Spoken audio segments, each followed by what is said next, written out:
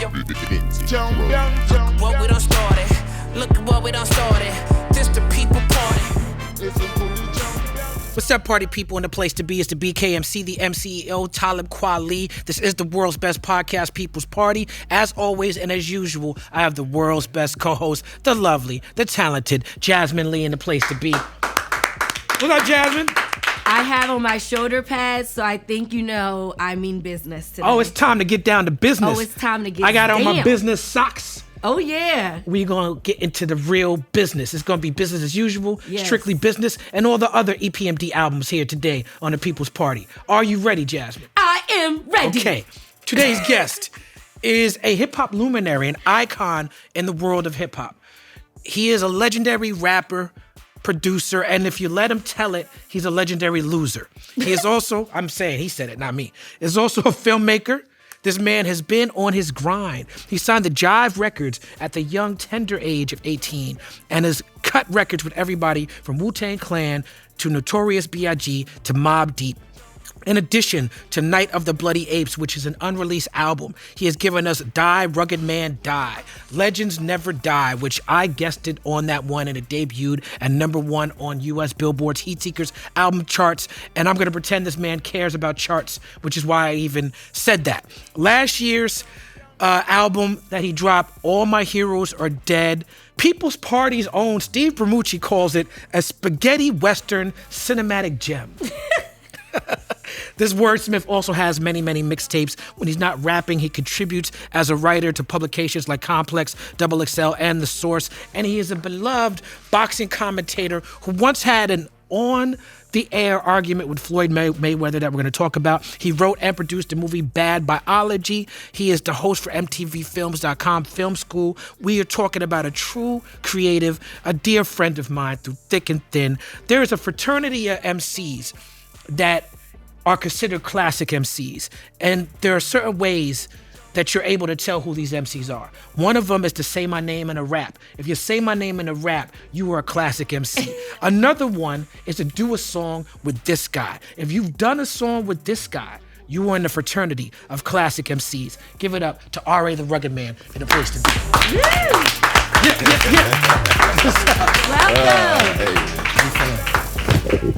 Welcome. Good to see you. Yeah. What's going on, bro? Everything's beautiful, kinda. You know, life is life.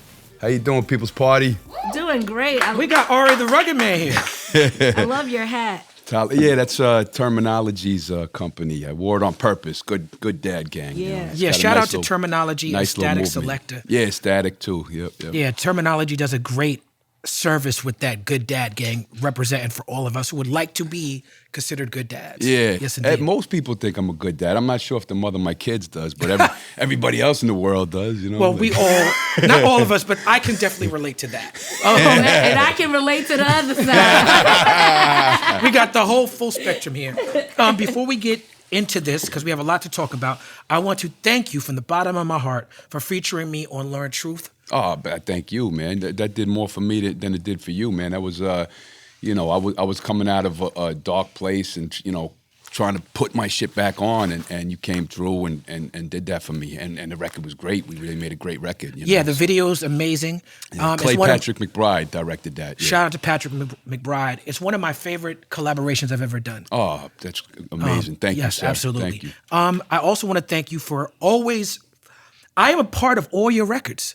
Yeah. You rapped about me on Die, Rugged Man, Die. Oh, yeah, because I said, wow, Yeah. you really... Yeah, you said, I'm mad negative, you want positivity, buy a Mos Def and Talib Kweli CD. Yeah, that's what I said on Die. And then a couple albums later, I said, I was talking about how I reinvented my life. And I said, I'm mad negative, you want positivity? Now I'm doing conscious records with Talib Kweli. That's right. Yeah. He documents his evolution and his growth as a socially responsible rapper. On Life of the Party, you were self-deprecating. On Legendary Loser, you were self-deprecating. You do this a lot in your career. And you know, you say a lot of shocking things about people, about social situations. But to me, what takes the edge off the shock value of your rap is you're also willing to point that microscope at yourself. Why is it that you do that? Yeah, but Legendary Loser was actually, what I was trying to do was do the cliche RA, self-deprecation that I've been known for. And then halfway through the record, I turned it into a positive, hey, I'm a legend. I won in life. Boom, you own the legend You can status. do it too. We all did it.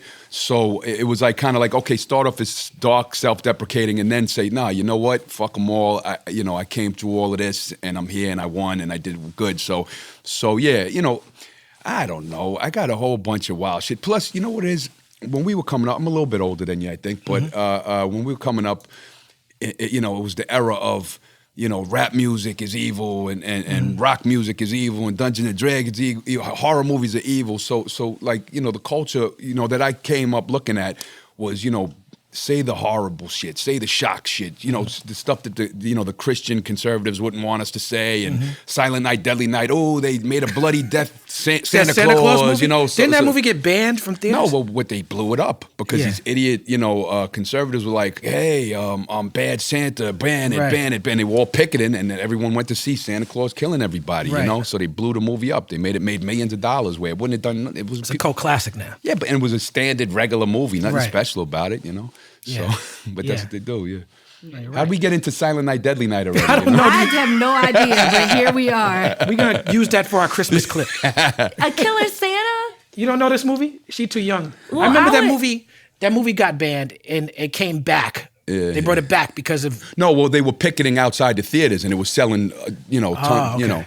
But that's what always happens when, like Siskel and Ebert would be like, oh, Friday the 13th, it's this, that, and then everybody would go see it, I don't think a Santa should be killing people either, but, Santa's not a real person. Yeah. He's not, but you don't want to see the Easter Bunny killing people. Yeah, you do. That'd be funny. This is a guy who writes and directs horror movies. I know. You're talking to the wrong guy. That's exactly what he wants to do. Read the room, Jasmine. So your daughter was born on the anniversary of your father's death, which a lot of people like to say it's like a reincarnation or an angel, but it definitely changed your life around, and you mentioned it in your song Firstborn. How has the birth of your daughter changed you, and can you take us into the new father? Oh, she is an angel, and she was a gift from Daddy, and it's funny, she was due on January 20th, but I told the mother, I said, nah, she's going to be born on January 7th, the day my dad left, and she's like, well, don't do that to me. I said, I won't say nothing, but I knew it. I said, she's being born, and January 7th comes, she can't, Wow. So, yeah, and it's true, like soon as she came, it was like, wow, it's just exploded, crying, tears everywhere. It was a big, big moment in life, but, the other thing is, though, they say, oh, he got a daughter now, he's going to soften up, and it does soften your heart, but at the same time, like, they say, oh, don't say this, don't say that because you got kids. And I see people like, Mr. Motherfucking Esquire. Yeah. He has some raunchy videos with girls and all of this stuff. And when his daughter was born, he was like, I'm taking all those videos. I said, dude, that's documented part of your life. Like, don't be ashamed of it, So, my kids are going to be smart enough to know, oh, Daddy was an asshole. He was wild. He was fun. He was crazy, So I'm not going to hide anything from my past from my kids, And I'm proud of all the degenerate shit I did, and I'll probably still continue to make a lot of degenerate shit, so. Funny, I'm telling my daughter I'm a virgin, so. Yeah. Exactly. That's what your kids, they're smarter, they're smarter than you think. They're out there, they go crazy, you think about you when you was 11, 12, 13, 14, 15, you were going crazy in the streets, that's what we all do, Right. I honestly think that it'd be a little bit better to just kind of tell your children, especially when you have the celebrity of where they can go and Google and find it out yourself. They're still gonna put you as superheroes anyway. Because like now that I think about it, my mom kind of was. I always knew that she was coming to pick me up because you could hear her bangles coming down the hallway. And girls with bangles are wild ones, Wow, So as an adult, I know my mom was probably wild. Bangles but and baby hair and popping bubble gum. She did pop the 3Bs. bubble gum. She didn't. So like they know, but they're still gonna treat you like a superhero. There's a famous porn star, Long Jean Silver from the 70s, and she had a stump, and she used to have sex with people with her stump leg. Guys and girls, everybody would catch the stump, and. So the girls were catching the stump or catching, like, how they... catching it. They take it there, everywhere. They're catching the stump. Yeah, so... wherever it stumps may could be end caught. up. But she had a daughter, and the daughter didn't know her history, and she knew her mom was a amputee stripper. That's all she knew. And then one day she was about 17, 18. She did the Googles, you know, Google can't, you know. And she said, Mom, you was a porn star. Jesus Christ, you used to fuck people with your stump. Crazy. She's a legend. Shout out to the legend. You know? Legends never die. Legends never die. To your point that you just made about Mr. Motherfucking Esquire, song Wondering on the new album, it talks about rape. And it reminds me of a song I did called State of Grace. It's this song that you did is a real tearjerker. It's a beautiful song, brother. Oh, Wondering, beautiful. Thank you. Yeah, it's amazing. But a few songs later on Hate Speech, you're making rape jokes unapologetically. And so I want to ask you about cancel culture, because you felt the need as an artist to be like, hold on now. I'm going to still give these type of fans what they want on this level, and I'm going to still say what I want. You know? Well, the thing is, making shock value jokes doesn't equate to, you know, performing, you know, rape and murder and killing. It's I don't put two and two together like that. I think an artist is an artist, and Tarantino's chopping off cops' ears. It doesn't mean he's chopping off cops' ears. You know, it is what it is. Sometimes they put so much on the words, like, oh, you know, he you know. So sometimes if you're doing a comedic record where you're over the top, you know, sexual and crazy, they'll, you know, try to spin you like you're this awful person. I mean, it's everything. Look at the way they talk about sex workers. Like, you know, people making negative comments about a girl out there making some cash doing sex work. It's like, oh, get that vibrator out of you, and you know, the rape culture's real. It's like, so what does one have to do with the other? Yeah, anyone who would shame sex workers does not understand what rape anything. culture is. Exactly, exactly. You know, I'm so glad that you gentlemen said that, because I have a lot of friends that are sex workers, so I see both sides. And my sister's a therapist, and she has a lot of like clients that she works with, and it's just disgusting. Like, even when OnlyFans was about to ban sex workers, how people were like, "Oh, guess you got to find a job elsewhere." It's like, why, if someone's making an honest living, are you trying to shame them when they could be out robbing or killing somebody? Instead, they're using their own or being sexually abused at some strip club with some gangsters or some shit. They're at their house doing their thing, getting the money directly to them, like safe in their home.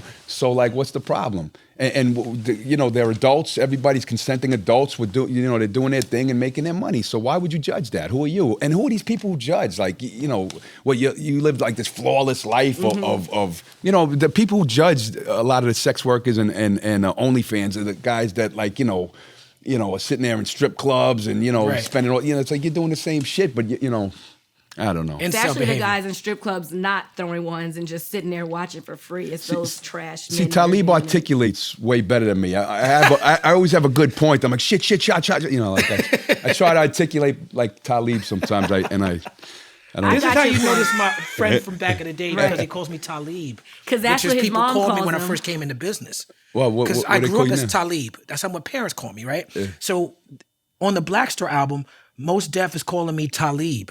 And I'm saying Talib. So all the records like 97 is Talib, but most is as a Muslim. Yasin, excuse me. If I want him to say my name right, I gotta say his name right. He started calling me Talib because that's the proper Muslim pronunciation for it. So that became what it was. But I grew up as Talib. Everybody who knew me up until like 97, 98 calls me Talib. Okay. Which you still do. I didn't. I have no idea. Yeah. I have no idea. Hey man, as long as they're not calling me a jerk, right? Yeah. You a jerk, I know. Yeah.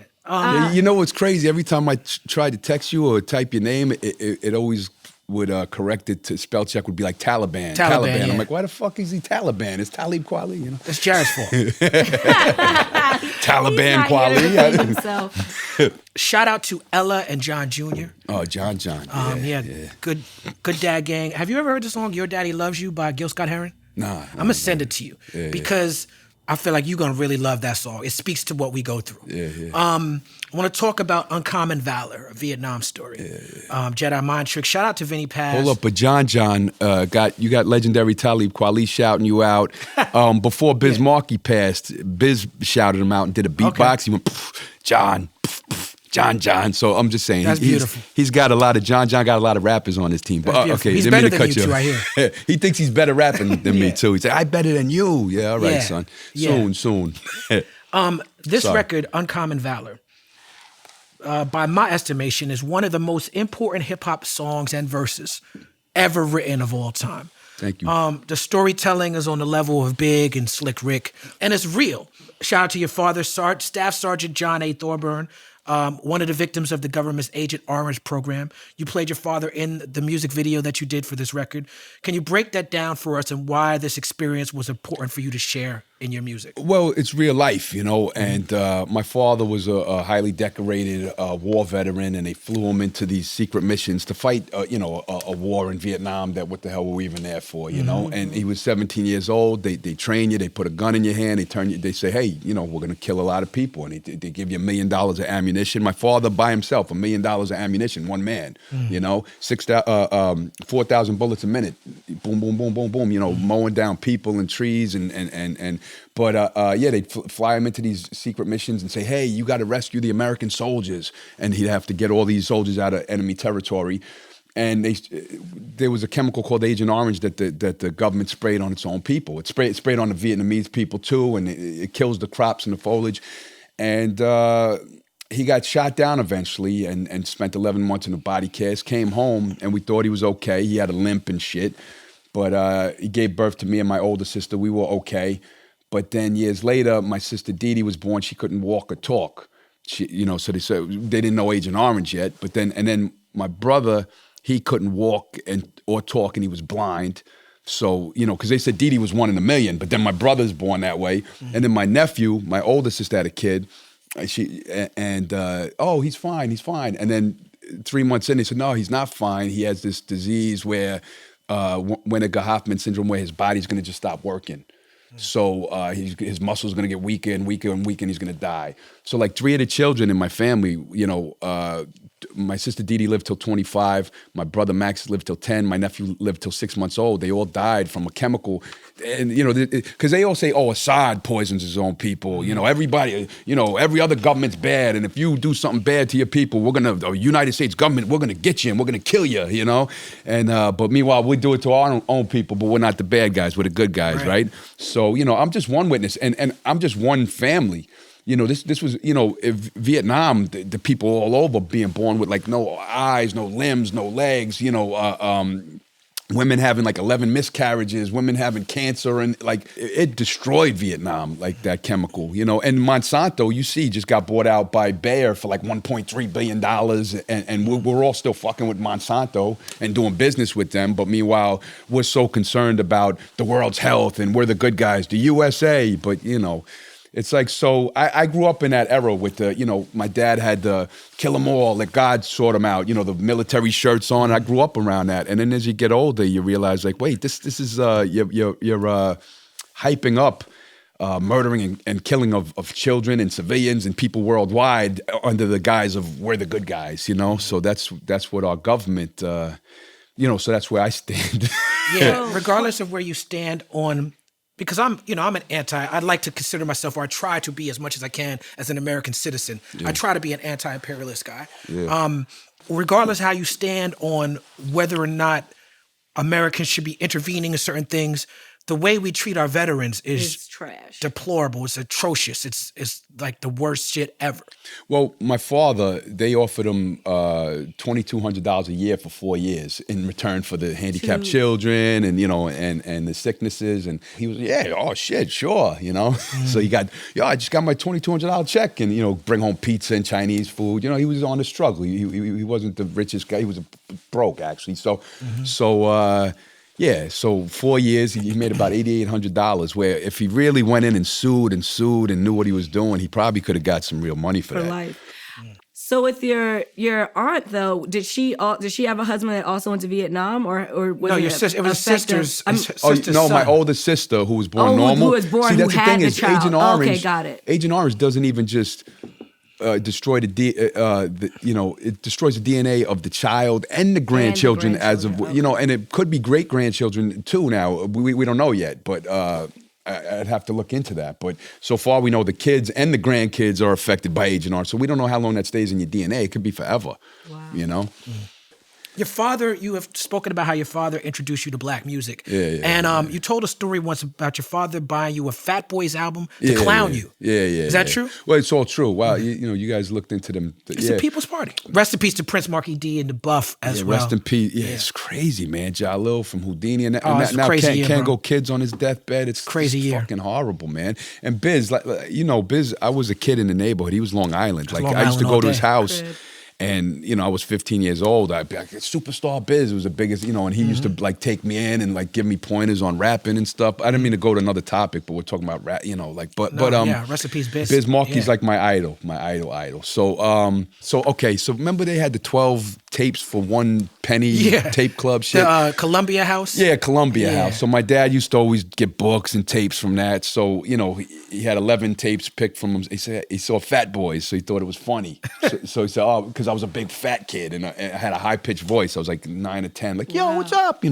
So he said, hey, kid, I got your tape. And I said, oh, that's real funny. Fat Boys, yeah, funny. I'm a fat boy. I get it, Dad. He was always clowning. He was a funny guy like that. So, yeah, that was my first rap tape was the Fat Boys because my dad got it for a penny from the house. And then, my dad, that's what he loved. He loved, doo-wop and soul, and that's all that played in the house, like I said in the record, Drifters, Four Tops, Sam Cooke, all of the legendary stuff. So, yeah, I definitely believe, my music influence. Even boxing came from my dad. So much of my make came from my father, looking up to my daddy, so. Yeah. Do you think that because of his military training and being a trained killer that he was a little bit tougher on you guys? Yeah, he was tough on me. He was soft as shit to my big sister. They were like she idolized him, and Daddy could do no wrong, and so even at the funeral, I said I love my father more than anything in the world, but my sister, they were like inseparable. Daddy's little girl. Yeah. So he was easy. Like he'd send me to bed early, and then I'd go to take a piss, and they'd be eating ice cream downstairs. I said, come on, what the fuck is it? So he really loved my sister. But he loved his That son. sound like that classic Bernie Mac. Baby downstairs eating ice cream. Him downstairs.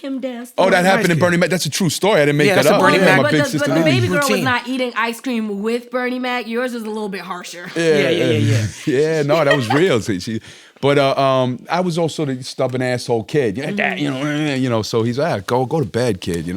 Where my sister, Daddy, Daddy. Yeah. So I don't know why we got into that about Daddy and the little girl. I don't remember what. We're just talking about the Fat Boys tape and how that started your love for hip hop. I feel Oh, like and she said how I was tough. He was a yeah. tough Well, guy. because, he's no, he was a roasting you tough as guy. a My daddy child. taught me That's how why to I be a was tough asking you. guy. Yeah. He taught me to be a tough guy. And there was one time a guy threw a little kid in the neighborhood, 14 years old, threw a can at his car or something, and he pulled over the car. I was like 80, tried to make me fight like a 14-year-old. I was like, Dad, all right. And I had to, okay. I'm like, this guy's gonna fuck me up, but all right, he's big, Yeah, but nah. Daddy taught me to be tough, yeah. Word up. He had me shooting 22s. I was 5 years old in the garage, in the little cans, pea shooter. Yeah. You shoot your eye out. Nah, In but that your movie, daddy's guys. there, and he was Right. yeah. Shout out to Donna Dragoda, who's one of my best friends and my assistant, and your high school classmate. Yeah, she went to, what year was We she love there? Donna. I don't know what year she was there, but she said she went to the same high school. Yeah, I went to 3 high schools. My dad moved around a lot. I went to Ward Melville is the one she That's went where to, she but went I to, also yeah. went to Hauppauge and Comstock, and she was at Melville. Melville I went to for like 8 months. Okay. It was probably my least favorite of them, yeah. But Shout out to Donna. they call it the pharmacy, though, because it was like everybody was drugs you doing all wanted? their parents' pills and shit, and The having temper pharmacy. tantrums and shit, like. So I remember being in junior high school and trying to break into the music business and getting a cassette tape from Crustified Dibs. Yeah. It said Bloodshed on it. Yeah. And listening to that record, Bloodshed. This is the bad part of the podcast. I got to do. Most interesting because I've heard you speak about this time in your life and you speak about it as if you have PTSD from this time. Oh, yeah? Yeah, you speak about it like, listen, I was mentally unstable. I was going through some things. It's true. Yeah, but what is the name? Because what I found interesting is if I Google the name Crustified Dibs, it automatically directs me to R.A. the Rugged Man. And it's like that time is erased from the internet. Is that on purpose? No, it's not on purpose. I was blessed because, I was wild and crazy and starting riots, and it was like the crazy time. So, like, none of it's really, or the only documentation is like, if I did some wild, crazy show, there might have been like a couple legends in the crowd or something. Like when we started the riot at the Jive Showcase, like it made a big deal. It got me banned for like the first show I did was the Raucous Showcase because nobody would let me perform for like 4 or 5 years, and Raucous was like a new generation of kids, you know. The industry was a lot more closed up. Yeah, because what happened was, it was like Funkmaster Flex was DJing, Tribe Called Quest, Phife was hosting, MTV was, there. It was like a big event, and it was like Fushnikins, Jive, and all that stuff. And we started literally like an 800-man riot, and it was just wild. So after that, I started getting the calls saying, hey, all the shows I had canceled. It was all over the radio. There was no internet at the time, but the radio talked about what an asshole I am, how crazy I am, how I started this, did that, and then the industry blackball. So, the thing is, everybody uses the word blackball when they fail. Like, oh, I was blackballed. Motherfuckers wasn't blackballed. I was really blackballed. It's not It's highly documented shit. And because it was a small industry. It was before the internet. So there's 10 companies. So they all talk to each other. They sit down and say, well, boom, boom, boom, and then you're blackballed. And you couldn't just go, oh, I'll just put the video on the internet now. You had no way of doing nothing. You really couldn't have a career. And then if they stop you from doing shows, how do you make money? You got with Buck Wild and made a record called Every Record Label Sucks Dick. That was the way that you dealt with that. No, I was still on Jive when I made that. Okay. Because I was fighting within the label already. So, and I said, what's funny? I wanted Q-Tip to produce that because I was at Jive, and I said, get Q-Tip to. I got the song Every Record Label Sucks Dick. Get Q-Tip for that. And sure, he was jumping at the chance. Well, Buck Wild became a legend because I was in there so early in the game though, because I know Tip for years before that, and Buck had never made a beat before. When I met him, he was making beats for like 4 months. Easy LP had never made a beat before. They all kind of were coming up trying to look up to Lord Finesse. Like Lord Finesse was already making beats in the game, and these guys were like young in the game. And Buck had a beat CD. He was probably like 7 months fresh of making beats, and I said, yeah, let me listen to those. So it was he was excited to get a beat going on the Jive Records project, and then he ended up doing Big L and Black Rob Wall and all these classic legendary records too. Yeah, Buck's a legend. Shout out to Buck, man. He did great for himself. And Easy LP did Blood Money and Ice Down Medallion and Fuck Bitches Get Money by Biggie and Junior Mafia. They all did One good of for my each other. I know I'm a woman. I should not be saying that, but whatever. Speaking of Biggie, let's talk about Fuck Him in the Ass, which is now called Cunt Renaissance. Oh, yeah. What was your relationship with Biggie like?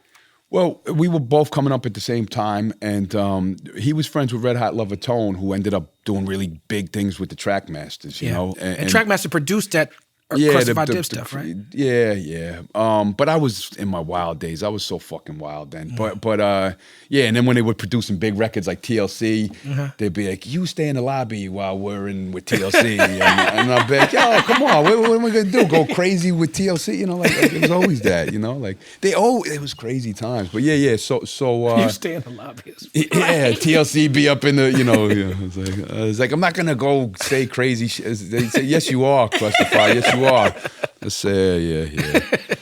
But it was mainly my mouth, It was like, yeah. But the Biggie record was kind of it was a jab at the label. It was I did it to be a dick because I had known Biggie already, and then when he started blowing a little bit, he's like, yeah, of course I'll rock with you on your shit. So they were like, oh, Juicy had just hit the radio. And they said, listen, you got to give us something like Juicy. You got to give us something like Juicy. So, we'll get it playing big. Give us something like Juicy. So being an asshole, ignorant teenager, I'm like, yeah, all right.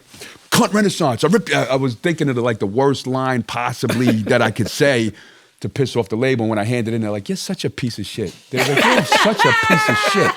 Like, that's funny to you? Like, that's fucking funny to you? And I was laughing with my asshole. Yeah. So and I was in it, they're late. They knew, make a Juicy record, and it would have been all over the radio. But I wanted to rebel and fuck that, fuck my label. That Capricorn, y'all are rebels. Yeah. It's funny because I didn't even know cunt was insult until I was like 25 and I was working with a bunch of white people, and someone called me a cunt, like one of the restaurant people. They were like, "You are a C-U-N-T, a cunt." And I told the manager, as a white woman, yeah, it definitely was a white girl. Yeah, definitely. it was a white. It definitely was was C-U-N-T cunt. And she was mad because I wouldn't have her fucking New York strip cut up, but whatever. And I told my manager, and he was That like, was "Oh, pretty no, she cunty needs of you go." to do, Jasmine. No, it's not cunty. At Houston's, we don't cut the steaks because it compromises our food. Yeah, and Houston's make you take off your baseball hat. As you know, I'm a hat guy, so fuck I it. love Houston's. I slowly deleted that word out the vocabulary when I'm working with people. One of the last times I used it on like a professional atmosphere was I was directing a video for you and Reese, Rez, and I didn't know, I didn't think it was offensive like that. And Reese was standing, a little bit this, so I say, hey, move a cunt hair to the left. Remember this. And she was like, cunt hair? I remember this. Cunt hair?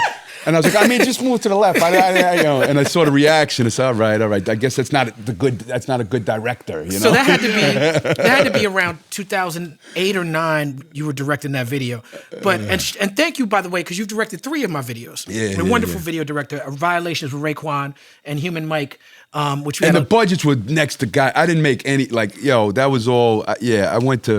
I went to bat for you on So those. he did. He made it Like look if- like a professional. Yeah, if y'all knew the budgets on those, you'd Situation. be like, damn. Yeah, it was a favor. Always doing me favors. That word, in that time, it was just now becoming a thing, like a slur in the States. Before the mid-2000s, you could say cunt in the States and no one would bat an eye. If you were in London or you were in Europe, that's like the worst thing you could say. But now, on social media, if you say it, now. you're getting kicked off. Oh, really? Like if you write cunt on... I just called my friend a cunt the other day. It was Yeah. a guy. Are they going to delete me now? If someone reports you, Was they're it going to on make you delete Instagram? that.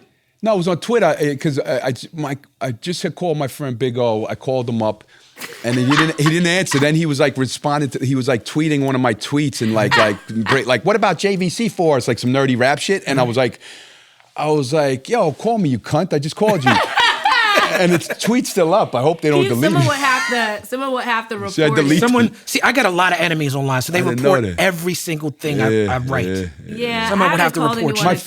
Facebook page is like that. People my report you and yeah, got a lot Twitter of- and IG. I'm kind of. I guess I didn't. Do you interact on Facebook more? I used to, but now I'm so old. I don't know how to even get back on my Facebook. I'm locked out of the shit. If I post something, the label posts it. That's what I'm you like, have kids for. Yeah, exactly. Yeah, I've never actually called someone a cunt. I've said it jokingly, and a white person's like, "Don't say that." I'm like, I wasn't even talking. You to are a CUNT. What a I will never forget. It was so. Well, I kind of disagree with Talib on that though, because I remember in the 90s where the word bitch started becoming empowering. Like who you calling a bitch? Like it wasn't Cunt's not not empowering, but it empowering. was like it didn't like if you called girls bitches before that, they'd get a little offended, but then they were like, fuck, yeah, I'm a bitch. What? I'm a bitch, you know? Right. When you said cunt, nobody was like, yeah, I'm a cunt. It was kind of like, cunt. It was kind of have a heart attack Right. off that word. This is the weirdest conversation I have on Talib Kweli show. No, this is the perfect conversation It for is. me and It's R. the Ray to clutches have. of the pearls. Whether or not cunt is acceptable in polite, complicit society. So Biggie in Ego Trip, he said he thought he was the illest until he heard you. Do you remember the exact line that He you just said, I impressed thought him? I was the illest, yeah. Those were all documented quotes, and Redman said, the most horrifying, sickest, twisted flow lyricists. They were all in that era, the artist was all feeling me hard. It was just the industry, And my dad used to compare it to high school. He's like, hey, he didn't carry a book, he got good grades. It was his behavior. He's always getting suspended. Behavior. So that in the industry it was the same shit. Like I rapped real good. I made good music. Everybody that rapped thought I was a good rapper, but it was just the behavior and the antics. The needs improvements. Yeah. Needs improvement. I don't know if I improved yet. Or the You got a good unsatisfied- dad gang hat on. That's an improvement. That's a great improvement. So let's go to the raucous era. How did you meet Jared and Brian and eventually Talib? Well, Sasha Jenkins had who does a lot of stuff now. He does I don't know. He does amazing. He does things. Mass Appeal. He does a ton of shit. Yeah, his name keeps coming up on this podcast because he's quite the connector. Oh yeah. So yeah, he said, hey, there's this label because I was struggling, and he said there's this label that. No, I wasn't actually. I was selling. I had vinyls out, and I did one with Sadat X and and a solo joint. And back then, if you did vinyl, you could sell like 20, 30,000 copies to Japan, to the world. It was like a different era. Vinyl would just fly off the shelves. So not Jared, Sasha had said, "Hey, these guys, Raucous, have a meeting with them. They want to buy some songs off you." So that's what happened. Yeah. And then do you remember when we met? I don't remember the exact. Yeah, meeting, me neither. I don't remember the but first. I just remember time you either. were around the office. Yeah. I used to say wild shit In the to lobby? Yeah. Imagine. Yeah. I used to say wild shit. Yeah, I used to say wild shit. I'm like, this guy's a wild dude. I was angry and crazy. Yeah, but you know, supposedly when I met Mos or Yassine, he told Jared, he was like, you know what's crazy? All these years of me hearing this crazy stuff about R.A., he's a really sweet person. He's a good guy. He's a good, wow. Yeah. I was shocked. I thought he was gonna like attack me or something when he came in. Like, he's a nice guy, you know. Yeah. So I you know, that's what Jared and Brian had told me. When I say wild, like you would say funny shit, like off the wall funny shit. Well, it was a different era. Remember, I had a girl living with us that had like a box of vibrators and shit, and she would come to the house and stay with us, and like they were like, let's do a photo shoot at Raucous. So I brought like this stripper girl that like was cool, and I brought a filthy mattress and I put it on the floor in the back of Raucous, and the girl got on the mattress and was fucking the vibrators, and Jared and we're gonna get lawsuits. Everybody's flipping out. I'm like, what? She loves doing These it. are consenting adults. What's the problem? Because What's you need the a problem? clean mattress She loves at doing least. it. That's But what then it like is. the whole staff like ran to the back and was watching, and they're like, all right, you can't do that in here. I was like, I don't understand what I did wrong. It's like the scene in Boogie Nights when William Macy's wife is getting fucked in the driveway. Yeah, something similar like that. Yeah, I don't think she would be embarrassed. Well, why did you bring a clean mattress is what I want to know. Because, you know, I was broke. Where you going to get a clean mattress from your house? You know, like, you know, you just had a mattress. I love that. Where are you going to get a clean mattress? From your house? I don't sleep on clean mattresses. Yeah, it was You talked about your father teaching you about boxing. And you essentially trolling Floyd Mayweather. I don't know if that's what you would call it. But you were that phone call you had was amazing. Well, the weird was his ego wouldn't let him hang up the phone. You know, I was on Shade 4-5 with Rude Jude and them and Lord Sear, and they said, "Hey, what you think about Floyd?" And at the time, I said, "You know, he's skills out of control. He's like incredible skill wise, but you know, he kind of ducks and dodges opponents and this and that, and he ended up calling up."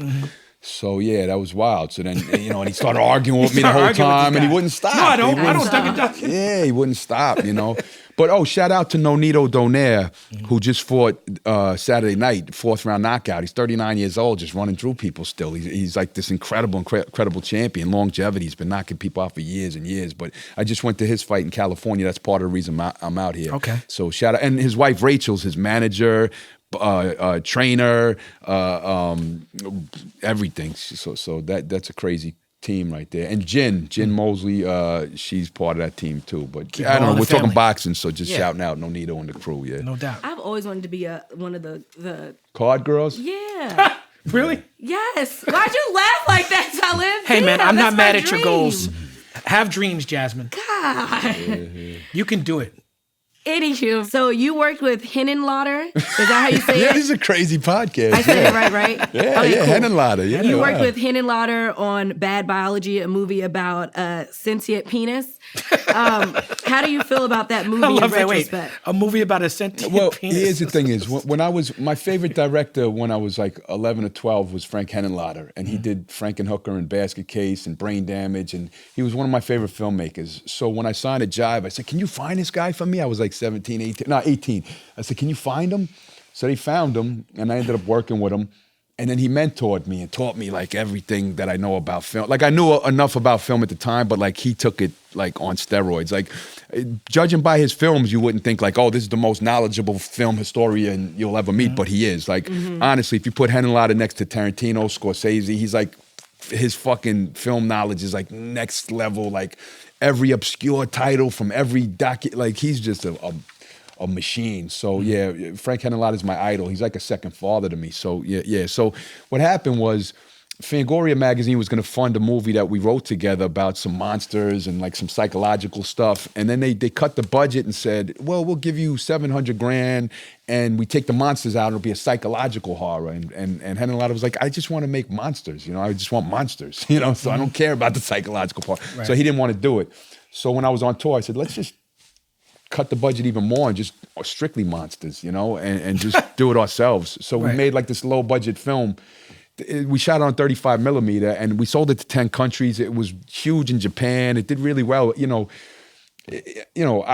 There's tons of flaws, but it's got its little fan base. I'm going to direct stuff myself in the future as well. And I got 1 million scripts. It's just that like, I'm overwhelmed trying to get, rap is where I get my money coming in. So it's like, if you do a movie, where am I going to make the money off of it? Or will I lose money? It's just not, right now I got kids, I'm trying to, so the rapping is where I got to do it. Yeah, baby need new shoes. Yeah, baby need new shoes. Exactly. That's a Coogee rap lyric. Yeah, I couldn't find Bad Biology. Good.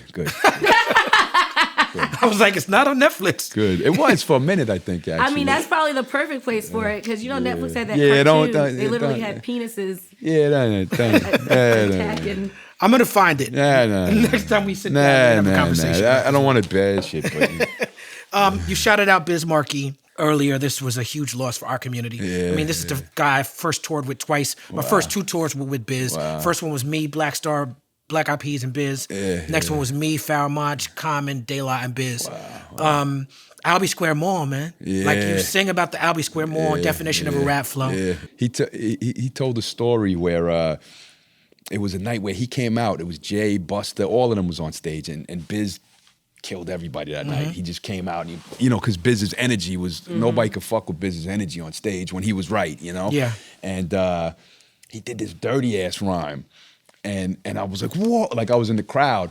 So, and I'd seen him before. And then he said, yo, that night, they were all talking about what their rhymes are gonna be. And I'm like, and you came like, yo. And I said, tonight, I'm gonna do an RA on him. I said, he claims that it's because he saw me backstage that he did that dirty rhyme that bodied everybody, you know? Man, shout out, rest in peace to Biz. One of the greatest entertainers of all time. Yep. He sang like nobody was listening and got the world to sing with him. Yeah, and let's go, if we're talking about just Flowers While They're Alive, Dougie Fresh, one of the greatest entertainers of all time, Yes. Yeah. And the difference in beatbox styles, the evolution of beatboxing. Exactly. Buffy, rest in peace. We already did that. Fat Boys. Afro. The definition of rap flow became a contest in which I was one of the judges. I'm proud to have been one of the judges in the definition of a rap flow contest. And Afro wasn't my top choice. He was my second pick. But he ended up winning the entire competition. So, man, tell me about meeting Afro and putting that whole competition together. Well, just this rapper came out. I had thousands of people from all over the world, doing their little entries and stuff, and this kid came up with it. He took like, it was almost like a RA flow, but it was like on steroids, like it was like some next level, like what the fuck is the kid doing? So I was, my mind was blown, and then I met him, and he freestyled off the head, and he could do all those flows off his head, the fast, ridiculous flows, and like everybody started like, holy shit, who's this kid? And then, Queen Latifah called him to do the show. And then the Tonight Show, Jimmy Fallon called him to do the show. And he was a sensation, young. And then I took him on his first tour, and he ate it up. He ate the shows up. He did. Yeah. The Legends Never Die title track, that's about your father passing from cancer. Rest in peace. It gets very real, and you cry at the end of the record. What can you tell me about that cathartic experience of making this track? Well, that was my engineer, Chris Conway. You know Chris, right? I'm sure. Yeah, Chris is a legendary engineer, and that particular take, a lot of times when I'm doing my verses, I like to try all these different ways to do it, So, I'm not the guy, like, let's just do one take, like I'll do one takes, I'll do a 90-minute concert, do every, but while I'm in the studio, I want to try different things, this and that. So at the end, my voice cracked and my flow was a little off. And I said, let me do that over. And he's like, no. I said, what are you talking about? Let me do the fucking thing over. He's like, yo, honestly, I'm not letting you do it. I'm like, that was perfect. Like, it ain't gonna, your voice crack, like, that record, that's making the record. I said, yo, he said, nah, you could come back next week and see if you still want to do it. So he forced me to keep that. And yeah, it's like, look, years later, hey, that time when at the end of the record. Yeah. So you know, that was Chris. Shout out to good engineers. I have an engineer I work with like that named Federico Lopez. Oh yeah, he's out here. I was supposed to go to the Federico. studio, but It's far. yeah, that's what It's it is. far. Out there in Yeah, I haven't been Santa Fe out there Springs. either. Every time It's grimy too. You'd love it. Yeah. It's grimy. Federico, and no disrespect to other engineers, but I got spoiled with Fed to the point where it's like I'd rather fly him out and pay the extra cost than to work with somebody different because we have that relationship. Yeah, the ears. When somebody sees Yeah. your vision and have ears where like sometimes you'd be like, is this better or that better? And they're like, I don't hear a difference. You know, your guy would be Right. like, actually, that one's better because Right. of the way you did it. Well, okay, cool. And sometimes he pisses me off with that shit. Yeah. Because I'm like, yo, bro, just hit record, nigga. What the fuck? but the fact that he's willing to take that chance Yeah, and be yeah. brave and tell me, Yeah. takes a lot. I need that. That's what you Yeah, need. it takes yeah, a lot to yeah. tell the truth. Yeah, yeah. One of my favorite things that you've ever said to me as my friend is we were having a conversation about racism in hip hop. And you said, just by the nature of me being a white rapper, I'm going to have racist fans. Yeah. And you shared with me not specific details, but situations where you might be talking to somebody backstage and they'd be like, I don't like Kweli. I feel like he's racist to white people. And you will kick him out the backstage. Yeah, yeah. Well, that did happen. I forgot what country we was in. It was some stupid. It was like a couple. I forgot what country. Did I tell you what country it was? don't Was it remember. Belgium or France or something? It was somewhere, and they were like, Talib Kweli, he's a racist. I don't like him. He doesn't like the white. I'm like, you don't know the motherfucker. Get the fuck out of here. Get the fuck out of my backstage. Right. So yeah, that did happen. I didn't even know I told you that. Well, I Yeah. appreciate because what you did was you did what black people who attempt to combat racism ask white allies to do. You combated racism even when I wasn't there, even when there wasn't a black person there to show off to. Like, it's like you're combating racism just on your own. And it's like you use the term white boy in your music a lot. You're cognizant of you being a white person in hip hop, of you being a white person in this space. Your love for hip hop is unmatched. Like the way that you curate the culture and the way that you're like, yo, I really fuck with this culture. I feel like you go above and beyond even what the culture asks you to do. But you are an example of how the term white boy is a term of endearment in our communities. Like if we call somebody a white boy, play that funky music white boy or white boy Rick, like that's just a white boy who black people fuck with. But in this era of where hip hop is outside of the communities we grew up in, you have a lot of white people who didn't grow up in black communities who love hip hop and they see white boy as like a racist term. Can you explain Well, why that's you the think new it's- era where everybody's looking for something. My favorite one was when you said cracker on a fucking song of mine on Unlearned Truth. And like, wait, he said cracker. Doesn't that mean N-word? No, it doesn't, you fucking idiot. You know, no, Right. it doesn't. It's a fucking, you know, so but they want to look for that. They want to, it's a new era where it's like, they want to. There's this whole thing like, oh, they're preaching that white people aren't as good as black people in schools. You know, we have to ban these books because talking about critical race CRT and theory? you know it's this whole fucking new world. And like we live in a world where the term white boy can be fucking offensive. You know what's funny? We was writing a script and no, I wasn't even part of the script, but Hen and Lada had called me and said, what's an offensive term for a white person Racist. equal to N-word, like, or worse, or equal? And I said, There is none. They act cracker? like racist. No, there's not a fucking offensive word Right. that you could say. White boy is not, oh my God, so I was It's trying like Louis C.K. He said, oh, you cracker, oh, you reminded me of when I owned slaves. You can't offend me with that word. But cracker is not a nice word, though. yeah, but not no, nice. compare It's it not to, polite. We weren't allowed to say cracker growing up. Your parents did not allow. My No, parents we didn't didn't allow me say to say nigger cracker or either. That's why I cracker. said it on your record. I was rebelling against my parents. Oh, yeah. No, but he's absolutely right. It's that, it's not nice. It's not polite. Yeah, But it's not the same as saying a nigga. No. What there's is no it? history behind it. Yeah, Yeah. exactly. There's no history behind it. So what does it equate? If you say it, there's no imagery, there's no history coming up. You're not like, oh, I'm so hurt by it. And people, it's not a regular term that's used by hateful a society that you live in. It's not like, oh, you're a cracker. Oh my God, come on, stop it. Right. Stop now, it. with that said, you and I had, I want to say a disagreement, but we didn't see eye to eye on a situation a few years back. Yeah, I'm still, that one's tough still. Yeah, It is. yeah, And yeah. we're going to talk about it just a little bit. Yeah, we could talk about, I got nothing. We could talk about Absolutely. anything. Yeah, I appreciate the conversations that we had that came out of that. Yeah. And for the backstory quickly, there's a rapper named Remedy who was part of Wu-Tang, and he associates with Wu-Tang. He had an album out back in the day. I remember when his single dropped, and I was checking for it. And I used to be on Twitter. I don't know if y'all knew this, but I used to be on Twitter a lot. Were you? Yeah, I was. And what made you get off? Anywho, I'm being facetious. Remedy started like a lot of people do, tweeting me. He was upset, and he was upset at me being pro-black. This is his language. He was like, "Why do you have to be so pro-black?" I didn't know that he said, "Why do you have to be pro-black?" That was the first. See, I didn't know. Had I known it was Remedy coming at me, like I said, this is a fraternity. I look at us artists like we all in this together. Black, white, whatever, man, woman, whatever. Yeah. So had I known that was Remedy, I probably would have dealt with him differently. But I couldn't imagine that Remedy from the Wu-Tang Clan would be trolling me. Yeah. So I treated him like any other that I would treat any other troll. Yeah. But he was like, "Yo, you're always so pro-black." And the long and short of it is, he's a Jewish rapper. He's a pro-Israel guy, and I've been a pro-Palestinian person. So the subtext to what he was saying, he was upset that I had posted like pro-Palestinian stuff. Then I went back in his account. I don't know any of this. Yeah. And then I went back in his account that year, and he had posted like some pro-Trump stuff that he denied posting it, but I saw it. He actually deleted the stuff. What it said. Just he was excited that Trump was coming to Staten Island. And he had tweeted at Trump like, "Yo, you're coming to where I'm from. I represent Staten Island." He was like a fan when Trump was running.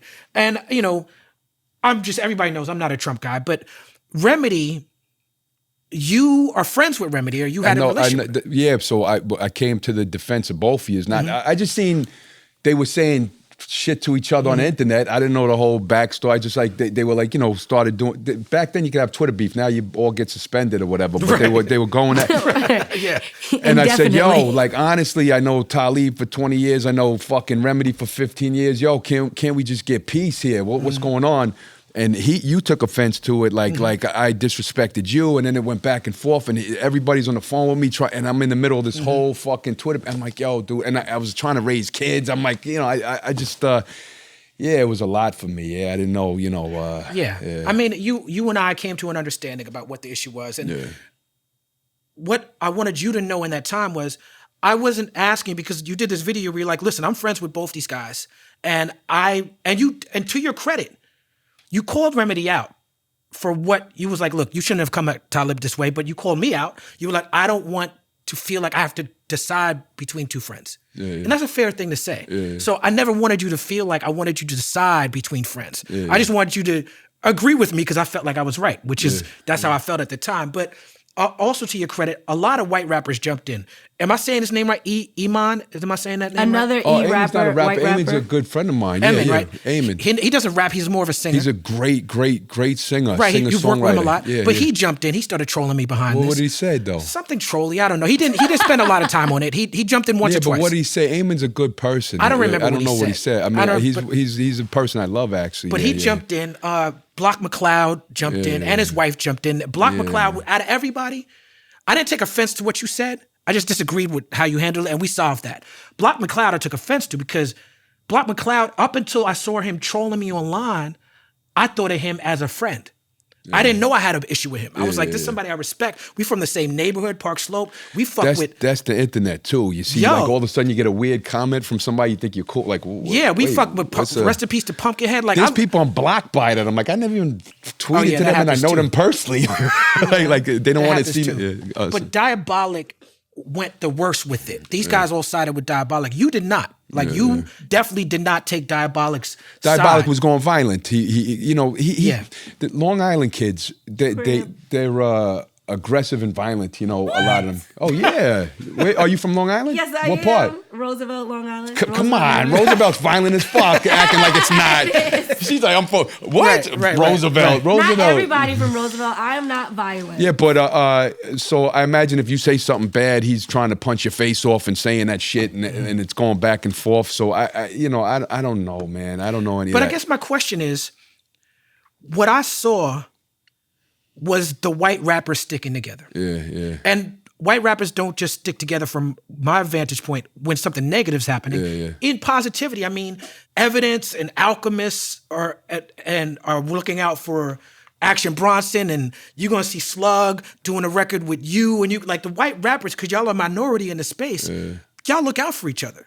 Do you agree with that? No, I think a lot of us hate each other. Okay. You know, there's a lot of there's a lot of white boys that fucking are jealous and hate my guts because just I don't know why. Maybe I'm more respected than them, like trying to set me up, and you know, there's a lot of weird white animosity in the game too. It's weird, you know, like I'm the real white boy. I'm the real white boy. You know, like I'm the real white boy. I'm the real white boy whose name starts with E. Yeah, that's another thing we Right. talk about on the show. Like all the white rappers whose name starts with E. It's like a I thing. didn't know that. That's why they said you're not a part of the crew. But I definitely want to shout out Vinny Paz because this guy, and to your point earlier, we were talking about white rappers are going to have racist fans. Yeah. There's going to be fans of white rappers who are going to be like, yeah, that's our champion. Like, I love when Eminem got on the BET Awards and he drew a line in the sand.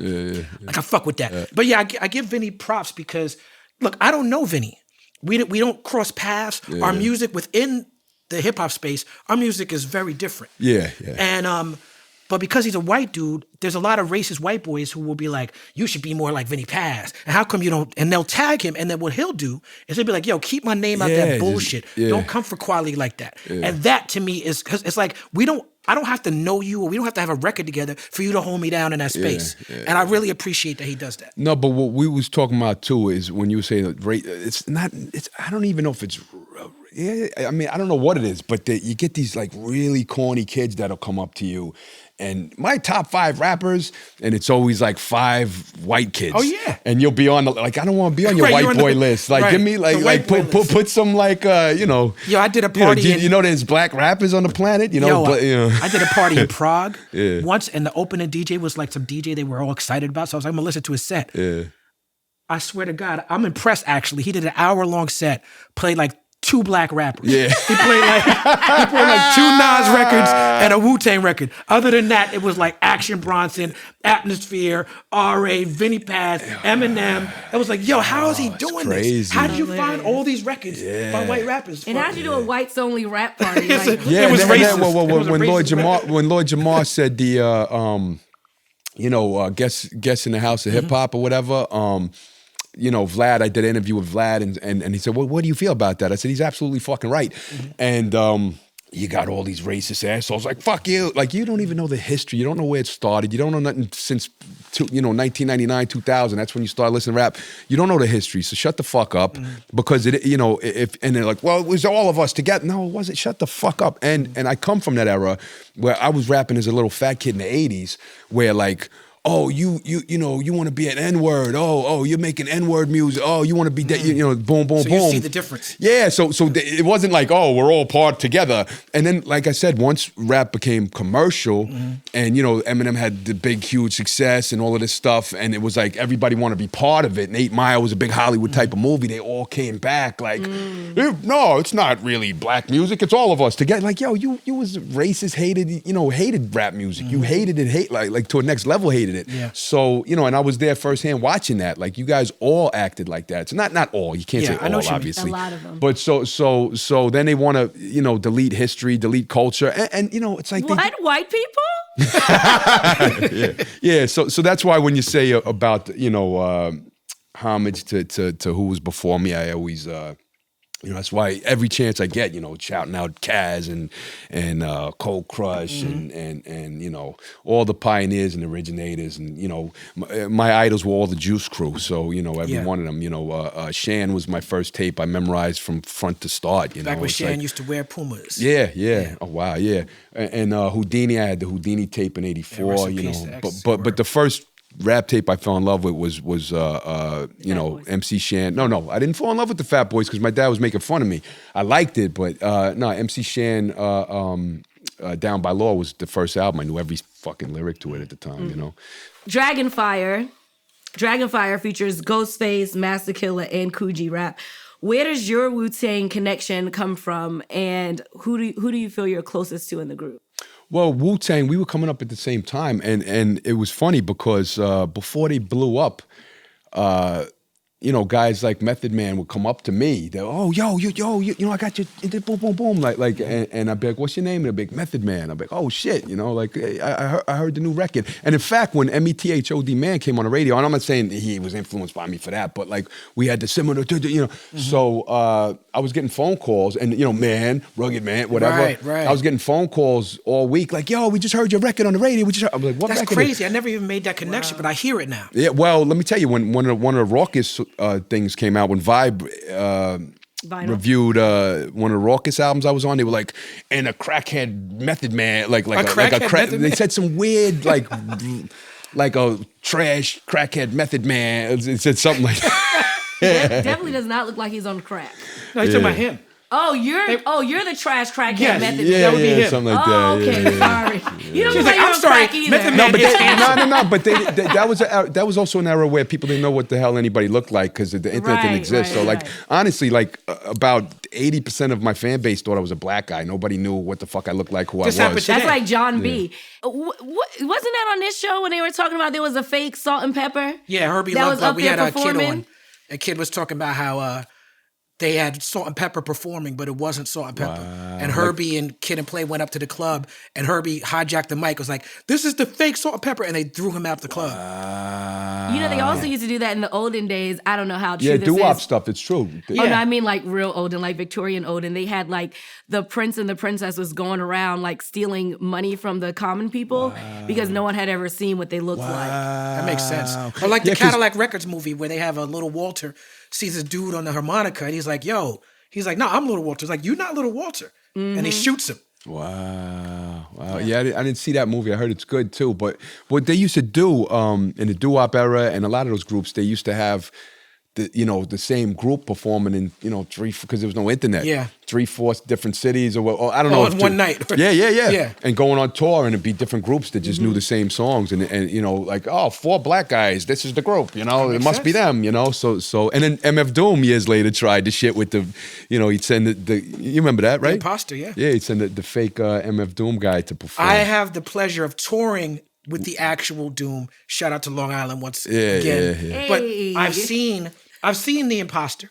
Yeah. I know who the imposter is. You know what I'm saying? But I when we toured, God bless him, he showed up for every show. So he had a stand-in that went on. Oh, for he him. definitely did Wow. for other sets. What's your man that you always roll with? Seth. Seth Bird. Was yeah. that Seth, was shout out that Seth and the his fake Crocs. MF Doom Seth? No. Yeah, man. Shout out to Seth Bird. And his Crocs. Yeah, she just mentioned Dragonfire, which is a fantastic record. Yeah. You always give Kool G Rap his flowers. On Lessons back in the day, you said, I don't want fans who don't know who G Rap is. Yeah. How deep is your love for G Rap? And why do you feel like he doesn't get the props that he should get? You know what's crazy is Rolling Stone magazine asked G-Rap what they were like, oh, everybody shouted you out, Jay-Z. Well, I don't know, everybody shouted him out, and they listed who's your favorite shout out that you got from, and he's like, actually, R.A. the Rugged Man. He said, I don't want fans that don't know who G-Rap is. Yeah. And he said on the record, and people come up to me all the time saying, I don't want fans who don't know G-Rap. Like they all quote that R.A. line. And then he told the story. He said, yo, I came to a show and the promoter said, R.A. was here last week. And he said, if you don't know who G-Rap is, get the fuck out the show. And I don't remember saying that, but Right. G-Rap said Sounds that. like you. Yeah. Big Pun also, rest in peace, also went out his way to be like, yo, I'm from the school of G-Rap. Of course he is. Yeah. We all were. See, that's the issue. Black Thought is from the school of G-Rap. Of course. Yeah. I love Pun to death, but a lot of time people already did it sounds like a pun flow there. And I'm like, no, that's actually G-Rap flow. Me and Pun came from the same school, Yeah. All My Heroes Are Dead. It's a beautiful album. Oh, thank you. Beautiful. Man. It's the adult R.A. record. Yeah. If you want to hear R.A., grown up R.A., this is the closest you're going to get. You start out with shout out from Combat Jack, which is very important because this show is in the school of Combat Jack. Yeah. You know what I'm saying? It's like everything I do, I think, what would Combat Jack do? Ed Koch, New York is a great turn of phrase. Yeah. I love it. Angelic Boy is from the perspective of a mass shooter. Yeah. I'm not sure if you said on the record that this shooter was white. Yeah. But I'll assume that he is. No, he's a white boy. Yeah, okay. Yeah. That's what the name Angelic Boy comes from. There was like a headline. It was a shooter, And they literally had this white boy picture, and it was like angelic boy Wow. shoots. Is like, you know, where you reverse it. If it's a brown or black Right. person, it's not gonna be angelic. It's gonna be a boy. mugshot. So that's where I got the title Angelic Boy. Yeah. From Now, yeah. this is a hot topic in this era where now we're seeing like all these mass shootings, and we catch up on them quicker because of the mobile phones and everything. Should we know the names and the identities of these mass shooters, or do you feel like making that public gives them more fame and inspires people to do that? I think there needs to be an in between. I think it should be, you know, if the public wants it, but the way they put it all over the TV and sensationalize it and boom, and make them a fucking rock star almost, it makes other kids look in and go like, oh, look at all the press they get and look at all this, you know. So Yeah. I think they got, you know, like if they want access to it, you know, you can find it, but it's like they go overboard, and then like I said on the song, the Boston Bomber, they put him on Rolling Stone cover, like, you know, like, yo, you making a Boston Bomber a fucking superstar, rock star, you know? Yeah, I hear that critique, and I think that's very fair what you said. yeah. I'm always a fan, and I think this is where good parenting comes in, but then again, not everybody has the blessing to have good parents. Yeah, exactly, right? exactly. I'm always a fan of knowing what my enemy is, what my enemy looks like, and always a fan of us as a society collectively being able to identify that. But I hear you. I don't think they should suppress it. I don't think they should Yeah, you take it said away. that I just people think wanna that know, they don't need to right? sensationalize it and turn them into the rock What- stars. You know? what- Right, they because I need think the issue for me is that fame is not a virtue. But the reality is, people see fame They as a think it virtue. is. They think it is. Regardless Yeah, of that's how what they I personally want. feel, Like, right? I'm going to be someone important, and they're going to say my name, and I'm going to be watched. They'll never forget me. You know? Yeah. What were you about to say, Jay? The people that are going to glorify them are going to glorify them regardless. But the problem is not treating them like the thugs that they are, The and angelic always boy talking shit, about, yeah. oh, well, they were going through this and that. And then this new dude, his parents were even on the run too. Yeah. So, you know, he didn't have, and the school is getting sued because they're saying that the parents could have stopped it and the school could have stopped it because he's been doing these drawings and stuff like that. So maybe if they would have. Yeah, but Spoken up. honestly, it's all, you know. That's a shaky, after something slippery happens, slope right there. you know, somebody drew some bloody. You know how many bloody pictures I drew as a kid in my And school? you should have been taken out of school for each picture. For blowing up. No, I Whether or disagree. not- That's art. Now you're gonna kick somebody out of school for art. Not kicked out of school, but if you are drawing bloody pictures, and that is a hey, let's take you out and not of school. Let's take you to the side. Maybe talk to a therapist. Maybe talk to your teacher. Well, why did you draw this? Where were you? And if you would have just said, "Oh, I'm an artist," you'd be able to tell the difference between that and, "Oh, I'm about to shoot up the school." Well, could you? Maybe If you're not, a maybe trained not. I don't think. professional- Who knows? A trained professional should. I wouldn't be able blame to. it on the therapists and the teachers because he drew bloody pictures. If there was some other shit, if they found like ammunition in his pocket or something, I don't know. I don't know. It's a slippery slope, like you said. It's like every kid draws fucked up pictures. I remember I was in kindergarten and I saw a Playboy magazine and there was like a girl with shampoo in her hair with titties out, and I drew the picture. That's not killing somebody. No, I know it's something different. I drew the picture and it was titties, and my friend gave it to the teacher. And they had my parents come up and all this shit over a picture of titties. I was like, so. Well, I think It has nothing to do with shooters. No, What the fuck was that story all about? Right there, right Dicks everywhere. But right there is the sort of conflict between what she's saying and what you're saying, and y'all saying a lot of the same things, but where you disagree at is that's where the expertise needs to come in. I think, because like you said, you started to answer and then you were like, I don't really know though. So it's like you're checking yourself to be like, I'm not a psychiatrist or I'm not a therapist. It's exactly true. So, like the thing is, we all become experts. We all know what they should have, could have, did, but none of us know. We really This is want to be true. experts on how we could have stopped the shooting, how we could have stopped this, how we could have did this. But like, same thing. I don't want to go into this subject, but the whole Travis Scott thing, like Travis Scott should have stopped it. I don't agree. Everybody could have, should have, and everybody knows best, but that wasn't there and wasn't part of the situation.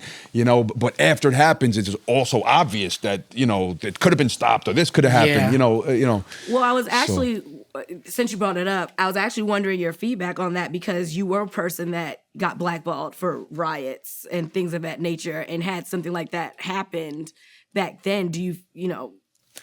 Well, they're gonna hate me for this, but the artist responsible, because they got the dot on Travis Scott's head now. They want him to be the villain. They want to have him be the fall guy. He's the evil guy that murdered everybody.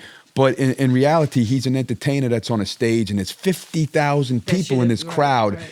it's the security, it's the planners, and they're like, well, he was a planner too. No, he wasn't a planner. He was rapping. Maybe his people was the planners. So yeah, maybe his people should have did it better.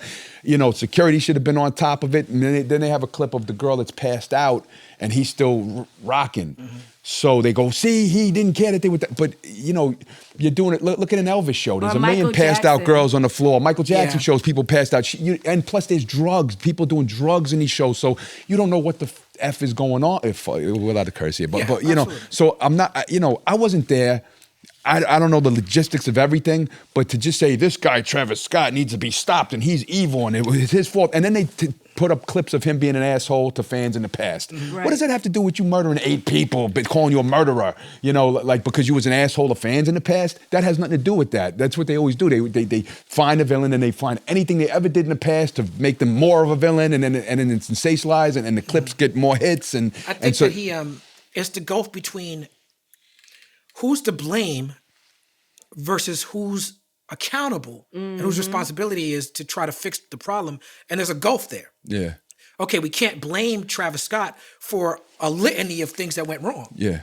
But because it's his production, Astroworld is his thing, at the end of the day, the buck stops with him. From what I have seen, and I'm not a victim or I'm not one of the families, from what I have seen, the young man is taking it as seriously as he could possibly take it. I personally feel like he understands that the buck stops with him. But that's all he can do. What else can he do at that besides be like, okay, let's figure out where this got fucked up at and let's try to make sure it doesn't happen again. If his company is responsible for this and that and putting it together, his company and Travis Scott Enterprises or whatever the hell it is.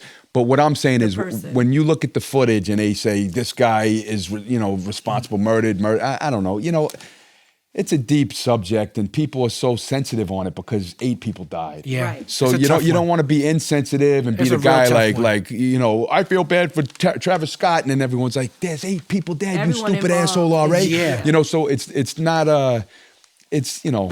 It's a tough one. As for us as entertainers, this is what we do. Our job and our love is to bring people joy in a live setting on stage. That's the worst possible thing. And let the cop. And if you just say there's mass panic and you just stop the show, you don't know anyone's dead, and you just stop it. Who the hell knows what's going to happen that way too? So you're just like, okay, you know, if I seen somebody passed out getting taken out by security, I might, you know, I don't know they're dead.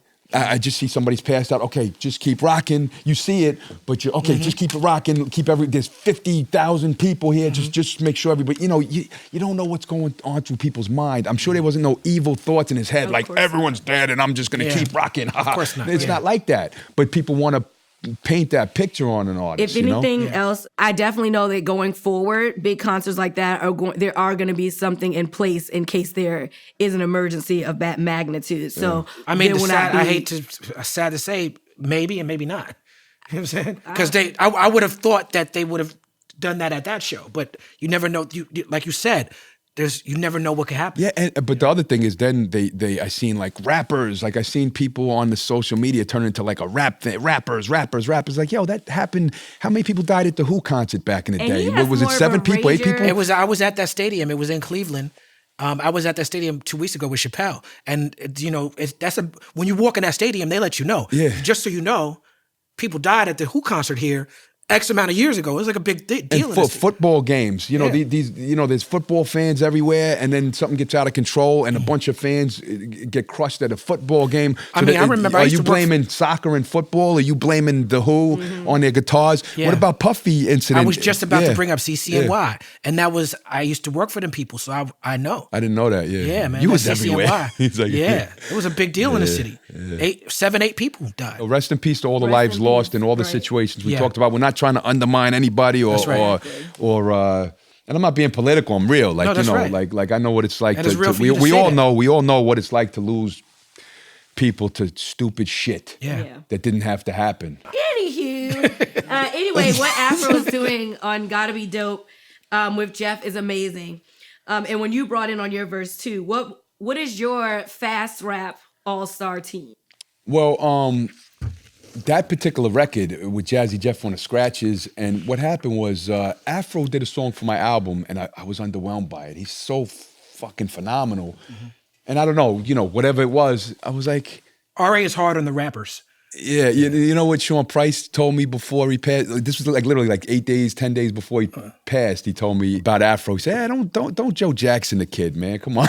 And that's from Sean Price. Sean Price, I remember when he was alive, and he shouted me out on his last album. Yeah. But one thing he used to say to me, every single time he saw me, he'd be like, you know I'm a better rapper than you. And then one day he heard a song of mine on the radio, and he was like, I'm not gonna front, Kweli. I heard the song you did. The verse you did made me think that maybe you might be as good as me, maybe. But you're not better than me. He tweeted one time, he's like, yo, somebody asked me, they said they got a song with R.A. the Rugged Man and asked me if I want to get on it. And I said, fuck no, I'm not getting murdered on somebody else's record. You know, Sean's humble, you know, that's why. He's got a sense of humor. You know, take everything he says with a grain of salt. Because he's actually on the top 5, if not number 1, comedy levels of hip hop. One of the funniest human beings that ever lived in our genre. You know. Oh yeah. And Biz Go up there Google too. Sean Price and Talib Kweli perform at Sirius. Wait, where were we going right before? I was trying to ask for your top 5. Oh, the fast rap. Oh, okay. So Afro came with a verse that was good, but like, you know, remember when EPMD used to put somebody on the record like Redman or Das Effects or K Solo? They would come and obliterate their shit, and they're introducing this new rapper on the shit. It's gonna fucking be some obliterating your skull shit, you know, like K Solo on Knick Knack Paddywhack. Right. You know, his verse was like 3 times as long as everybody else's verse because he was killing. Yeah, exactly. Capadonna on Winter Wars. Exactly. Yeah. So I was like, yo, I got this song with my artist, and I don't even want to put it on my album because I don't want to destroy my rapper on my own album. You know, what's the point of putting him on the shit if I'm going to destroy him? Because he gave me a good verse, you know? And then so I gave him, C. Lance did that beat, and I said, what do you think about this beat? He's like, yo, I love it. So I said, give me something for that. And he handed it back. I'm like, oh, fuck, this kid. What the fuck am I even going to do on this for? He went ape shit crazy, obliterated it. So I said, that's what I want. If you're going to be on my record, I want you to go scary next level flow bars. But as far as fast rap flow, I guess the same guys everybody has on it. Tech Nines and Twisters and, you know, Busters. Where's Twister? Twister's still around. I spoke to Twister a year and a half ago, maybe. Yeah. We spoke about him doing this show. We should get Twister on here. Yeah. But, definitely shout out to Twister. Buster, that's the whole conversation they have now. Who could beat Buster at a versus contest and all that? But Buster, I don't think that Buster should go against another fast rapper because Buster had a lot go of against a hit maker. Yeah. Jay-Z. Yeah. That would Buster versus Jay-Z. Yeah. That's the only one I could think of that has. People say Missy. That's because as far as videos. Or hit records. Well, that too, but I feel like for videos, Busta and Missy can go head to head. Yeah. But Jay-Z and Busta would be, you know. I feel like it's Jay. I mean, I want to see Nas versus Jay. Yeah. Because I feel like that would be fair. But I also feel like Busta versus Jay would be fair. Because it's about, listen, we're going to talk more about this later because you and me, we're going to talk about KRS versus Kane. Yeah. But, and our opinion on verses. But Busta's a Long Island guy. Yeah. Chuck D is a Long Island guy. Yeah. Chuck D is on your new record, which is amazing. You say Fuck the Money on that song with Chuck D. I have a whole album called Fuck the Money. So I loved hearing that. You always bring the old school rappers out to deliver some incredible performances. Slayers Club. Yeah. The Posse Cut. Name everybody who's on that Posse Cut. Oh, yeah, we did. I'm still trying to do a video for it. I got like more than half of the people. I got Ice-T already filmed for it, Chino, Onyx, Chris Rivers, Vinny Paz is on it, MOP's on it, Brand Nubian's on it. Yeah, it's a crazy record.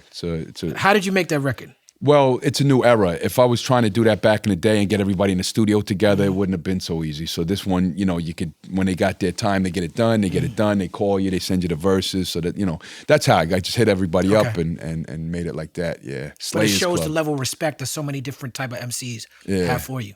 Yeah, Ice-T was like on the song, Rugged Man made the call, so I'm here. That's exactly it. Ice-T is letting him know, like, I'm here because he called me. Yeah. Do you know how many people don't know Ice-T as a rapper? That's true. Yeah. I mean, he's one of the pioneer OG, legendary, you know, before there's an NWA, there's Ice-T and Schoolie D, gangster rap. The gangster rap comes from them guys, you know, so. Let's talk about terrorism of America exceptionalism. Who is that talking on the end of Who Do We Trust with Immortal Technique? Oh, that's Mike Pompeo from the CIA. Is that how you say his name? From the CIA. He's straight up CIA director, and that's a real clip of him saying, hey, they taught us don't cheat, don't lie in military academy or whatever. Don't do it. And he's like, I work for the CIA. That's what we did. We cheat, we lie, we stole. That's what we do. And the audience cracks up. Yeah, and they're like, oh, it's a real clip. Right. That's what the CIA does. And somebody tweeted me the other day. They said, yeah, I'm called a conspiracy theory if I just bring up like two things that are well documented that the CIA admitted. And it's like true. Like you could make a list of things that the CIA has done and admitted to, and people are like, conspiracy theory. No, that's facts. Those are facts. Yeah, man. So that clip is something else. Yeah. Maybe you want to research the whole thing. Let's talk a little bit before you go. Thank you for being such a wonderful guest. Oh, thanks, man. Thanks for having us here. Of course, man. You're one of our great white whale guests that we were trying to get. Great white whale? What is that? Yeah, that's the Captain Ahab Moby Dick reference. It's like the great white whale. The great white whale. Ahab. Yeah. I'm not going to die trying to get you, but we got you on. Your latest project, the Lil Nas X Montero remix. Oh yeah, I remixed it. I like to, when I see hate for a project, I like to remix them. Right. Because what happened is, Lil Nas X did, he came out and he's doing a lot of homosexual stuff and gay imagery, and it reminded, the reaction it got was like, he's destroying our children. He's the enemy of the world. And it's the exact reaction, like what I was talking about with shock rap, because that's what he's doing. He's trolling us. Yeah. He's trolling the straight conservative Christian. Yes, exactly. So it's exactly what I remember coming up when they, like I was talking about, the horror films, the rap music, the rock music, Dungeons and Dragons. It's all like, these are killing our kids. What's this thing with the Long Island people in the Dungeons and Dragons? 88 Keys is trying to convince me to join his Dungeons and Dragons group. No, I never played That's it. Not a Long Island thing. No, I never played that. Okay. But what it was they, the conservative Christian base had Dungeons and Dragons as this thing that was satanic, that was destroying our children's minds, and it was all that. And if you talk about Long Island, like Ricky Casso, he ended up killing a boy, and so they made him national. They put his name around the globe because he had like an like a heavy metal shirt on. So see, if you listen to heavy metal, you're gonna kill this kid for Satan, and it became this whole big national scandal because that's what they still do today. They'll take one incident and attach everything to it, and you see the way they were doing rap music in the 80s. Like it was like this, if you go there, you'll get killed, and rap, so Lil Nas X, it's not the same thing, but it is the same thing because it's all fear of this, they're gonna corrupt your children. And that's what they did with all the great philosophers back in the day. They'd have to eat poison because they'd be like, that person's corrupting our children. So what was it, Socrates? Yeah, they took Socrates, they said, you must kill yourself. They made him commit suicide. I didn't know this story. Because he was corrupting our children with philosophy. But so this has been going on forever in history. And what they don't like, if they don't like it, what they automatically equate it with is because we all know hurting children is bad, and you don't want to hurt children. So to get something banned or get it discredited, they'll bring your children into it. You're hurting the children, and it's the same game that they play forever. That's exactly why everyone on the internet who thinks they're the moral authority on everything automatically paints themselves as a chaser of pedophiles. That's a new thing that they do too. That's a new thing that they do, and the people on the left and the right do it. I'm about to save the kids from these pedophiles. It's like, bro, you're not saving nobody from nobody. Yeah, it's all a real thing. It's all a real thing. And even the Epstein stuff. You go to Epstein, like people knew about that for 2 decades. People and they were called Lolita Island was a conspiracy. That was never a conspiracy, but they always are conspiracy theorists and these powerful people going to this island, and they all say conspiracy theory. But and now all of a sudden everybody acts like, oh, we all know. It's all, Nah, that shit was hidden for years, and anybody that brought it up was talked to like they was some crazy person. That's right.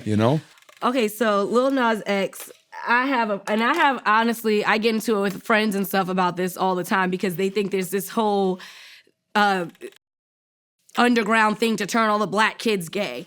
So Lil Nas X, a lot of things he does is not for children. A lot of things straight people do is not for children. So that's what you shouldn't be letting your children watch anyway. The fact that they think that somebody's gonna watch him like, you know what, I wanna be gay today, is crap, because guess what? Straight people, like if someone's gay and you have kids that, you know, have been, that you can tell they have been gay or liked others from birth. Watching straight television is all over. They just really started showing all of these gay shows. So if you're straight watching so much straight television and there's still gay people, then how the hell do you think watching a gay person is going to turn you gay?